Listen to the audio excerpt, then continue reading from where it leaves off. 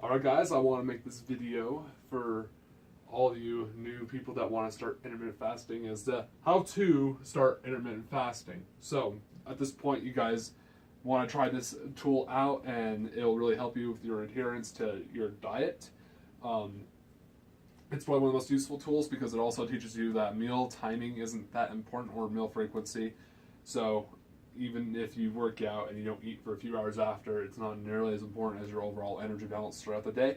But here's how I recommend you start intermittent fasting. Just try out this first method. This first thing I want to talk about is just try this out. See how well you do. If you need to eat, guys, if you guys are really hungry, you need to eat. I'm just gonna tell you this right now.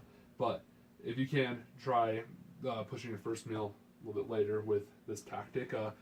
After waking up, try to drink around 48 fluid ounces of water. So this is really helpful because when you wake up, you're probably a little dehydrated just because you've been sleeping for, I'm going to assume, around 8 hours. That's pretty normal for people.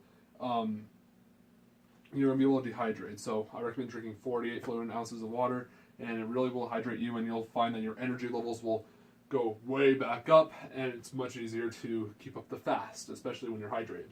Along with the fasting, I recommend drinking black coffee.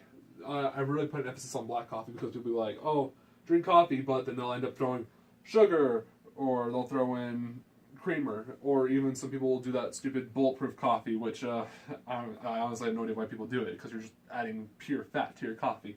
You don't burn, the thing is you're going to break your fast if you do something like bulletproof coffee. Bulletproof coffee will break your fast. So keep it black. If you want to use artificial sweeteners, you can. They're zero, they don't have any effect on energy balance, so go right ahead. I personally don't prefer using them in my coffee because there's probably some health issues, and artificial sweeteners are not the most studied things, but use it with these. But how much coffee do you want to be drinking a day? I recommend around 2 to 3 cups.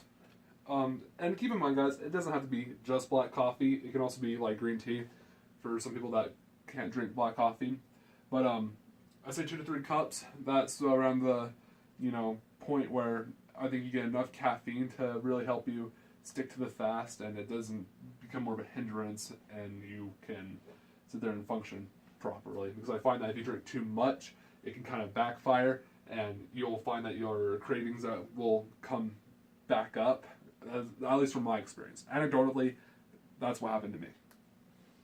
But try this out. Again, don't try and starve yourself. Just try this out, and if you need to eat, eat. Anyways, and then which brings up my second point is you have to pace yourself. This takes around 2 weeks to adapt to. So a lot of people, when they first start intermittent fasting, they want to go balls to the wall. They want to do 22-hour fast along with a 4 to 2 hour eating window. Guys, as fun as that stuff is, unless you're really good at fasting and you know how to listen to your body at a much efficient coalescence with your brain about how to actually change your meal timing and how to actually stick with it, don't screw with this. Don't screw with the 22-hour feeding window, because you'll find that you might be in a bad state of being lethargic, and trust me, I'd say the more lethargic you are, the more a chance you're going to have of developing more of a binge eating disorder, just to do the fact that your body is more deprived. Feels more deprived, so that's why I say pace yourself. The changes can be subtle. Try just doing, waking up, just try pushing breakfast 2 hours. Just try that. Just try little subtle things like that. Or if you want to do the eating window, try, creating around a 10-hour or 12-hour eating window, so that way you're not dying on the inside. Just make changes subtle, because intermittent fasting is a tool to help you, not hinder you. Anyways, aside from that, you have 2 options for intermittent fasting. You have your eating window, or you can do the 4 to 6 hours after waking. The eating window would be like the 16-hour fast along with an 8-hour eating window. For example, if you wake up and your eating window is from 1 to 9, that'd be 8 hours of feeding. You can do that. You can do 1 to 9. You can do 2 to 10, and that's the 8-hour eating window, which is it shows there's a lot of benefits to the 8-hour eating window.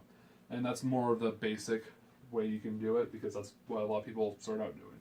But here's the one I like doing, because it is the thing that probably provides the most adherence, is 46 hours after waking, because that way you can wake up and you get all the benefits, and you don't have to sit there and worry about eating window. If you can just sit there and try to push your first meal towards later in your day, then you'll find that sticking to your diet is a lot easier, just due to the fact that the amount of calories that you can consume within your day. But this just coincides with your lifestyle, because some people, like, let's say you work more of a late night shift. Let's say you do like a 2 to 12 shift. Like, there's people that do that. So you go to bed. So you work from 2 to 12. And so that alone, you go to bed. So you come home, you probably stay up for a couple hours, so you probably go to bed at 2, and then you wake up at 10.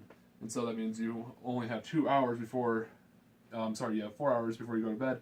So that means you either have to eat all your calories before you go to work, or if you just had a better eating window, you probably schedule around during your work, or probably around a little before, whatever works best for you.